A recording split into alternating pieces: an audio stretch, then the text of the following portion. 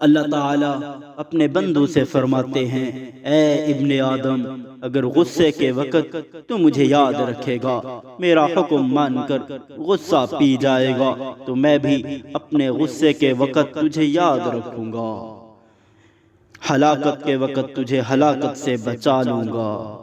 اللہ کے نبی نے ارشاد فرمایا، جو شخص اپنے غصہ روک لے اللہ تعالیٰ اس پر سے اپنا عذاب ہٹا لیتے ہیں، جو اپنی زبان خلاف شرع باتوں سے روک لے اللہ تعالیٰ اس کی پردہ پوشی کرتے ہیں، اور جو آدمی اللہ کی طرف سے معذرت کرتا ہے، توبہ کرتا ہے، اللہ اس کا عذر قبول فرماتے ہیں۔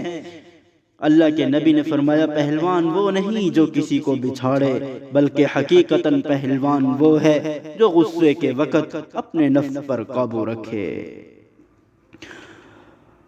بخاری و مسلم میں ہے، اللہ کے نبی ارشاد فرماتے ہیں، تم میں سے کوئی ایسا ہے جسے اپنے وارث کا مال اپنے مال سے زیادہ محبوب ہو؟ لوگوں نے کہا، حضور کوئی نہیں۔ اللہ کے نبی نے فرمایا، میں تو دیکھتا ہوں تم اپنے مال سے زیادہ اپنے وارث کا مال چاہتے ہو، اس لیے کہ تمہارا مال تو در حقیقت وہ ہے جو تم راہ خدا میں اپنی زندگی میں خرچ کر دو، اور جو چھوڑ کر جاؤ وہ تمہارا مال نہیں ہے بلکہ تمہارے وارثوں کا مال ہے۔ تو تمہارا خدا کی راہ میں کم خرچ کرنا اور جمع زیادہ کرنا، یہ دلیل ہے اس امر کی کہ تم اپنے مال سے اپنے وارثوں کے مال کو زیادہ عزیز رکھتے ہو۔ پھر فرمایا، تم پہلوان کسے جانتے ہو؟ لوگوں نے کہا، حضور اسے جسے کوئی گرا نہ سکے۔ اللہ کے نبی نے فرمایا، نہیں، بلکہ حقیقتاً زوردار پہلوان وہ ہے جو غصے کے وقت اپنے جذبات پر قابو رکھے۔ پھر فرمایا، بے اولاد کسے کہتے ہو؟ لوگوں نے کہا، جس کی اولاد نہ ہو۔ فرمایا، نہیں، بلکہ فی الواقع بے اولاد وہ ہے جس کے سامنے اس کی کوئی اولاد مری نہ ہو۔ ایک اور روایت میں ہے کہ آپ نے دریافت کیا کہ جانتے ہو مفلس کنگال کون ہے؟ لوگوں نے کہا، جس کے پاس مال نہ ہو۔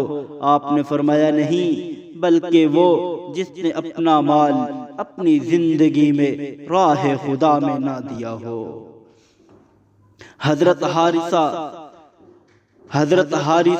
رسول اللہ صلی اللہ علیہ وسلم کی خدمت میں حاضر ہوئے اور عرض کیا کہ حضور مجھ سے کوئی نفع کی بات کہیے، اور مختصر ہوتا کہ میں یاد بھی رکھ سکوں۔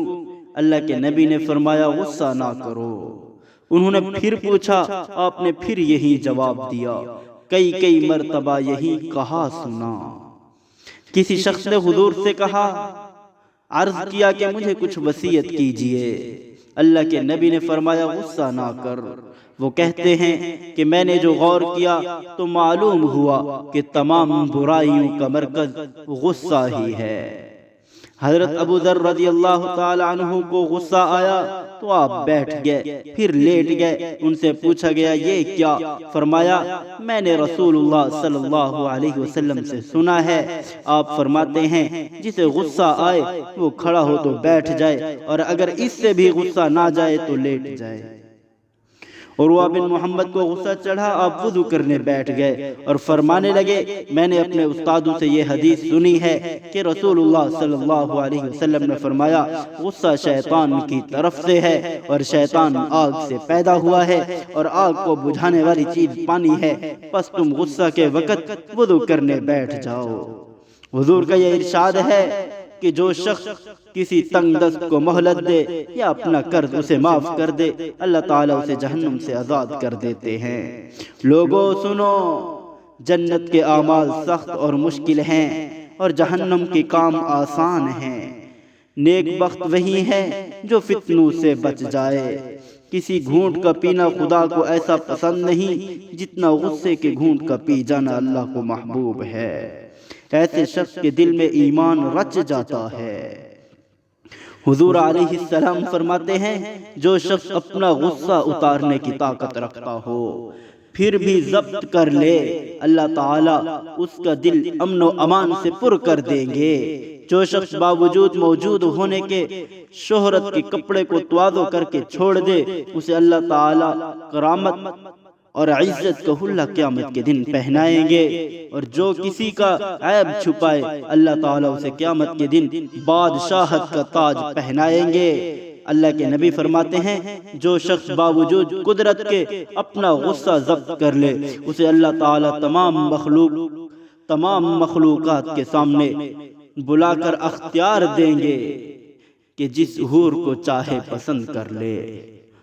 ہاں، یہ بہت ساری تفسیروں میں لکھا ہے، غصہ نہیں کرنا، غصہ نہیں کرنا، غصے سے بہت سارے کام بگڑتے دیکھے ہیں۔ جس نے بھی غصہ کیا اور اس کا اتنا بڑا نقصان ہوا کہ پھر پچھتائے کیا۔